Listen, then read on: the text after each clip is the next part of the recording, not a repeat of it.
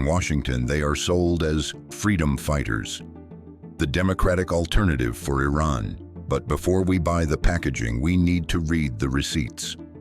Founded in 1965, the MEK combined Islamic theology with Marxist ideology. Their mission? To destroy the Shah's government and drive American imperialism out of Iran. From the start, they followed two tracks: armed struggle and propaganda. In the 1970s, they used bombs to target American personnel. They assassinated at least 6 U.S. citizens, including military officers Lieutenant Colonel Lewis Hawkins, Colonel Paul Schaefer, and Lieutenant Colonel Jack Turner. Their radicalism was fueled by deep ties to the Palestine Liberation Organization, sending members to training camps in Lebanon, Syria, and Jordan. Their platform called for the total uprooting of Zionist foundations. When the U.S. Embassy was seized in 1979, the MEK actively participated. They declared, "After the Shah, it's America's turn." In the wake of the failed U.S. rescue attempt, they placed their military units at the disposal of the Revolutionary Guards to fight America. Once the hostages were released, the MEK condemned it as a surrender and labeled restoring U.S. ties as treason. Following a fallout with the new regime, they fled to Iraq to become foot soldiers for Saddam Hussein. In 1991, they reportedly helped Saddam's guard crush Shia and Kurdish uprisings. Inside their camps, they became a cult.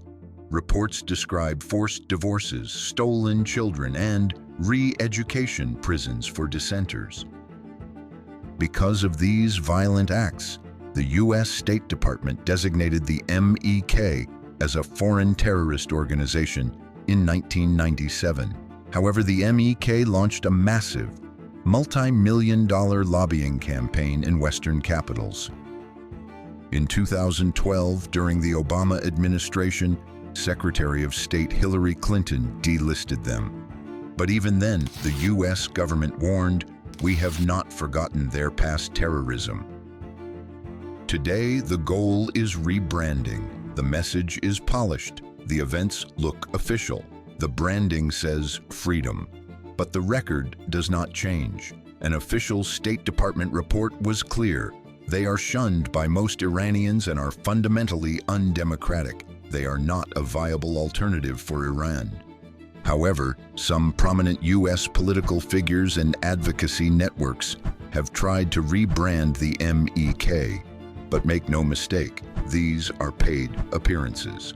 And MEK is leading the way to a free Iran. Is there an alternative to the mullahs, to the dictatorship? And the answer is yes.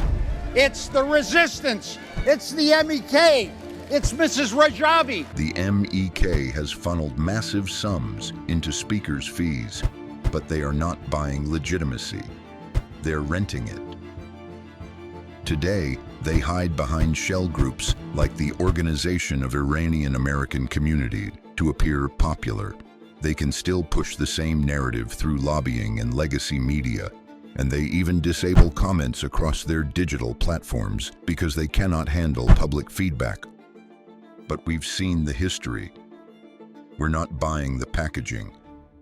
We're reading the receipts.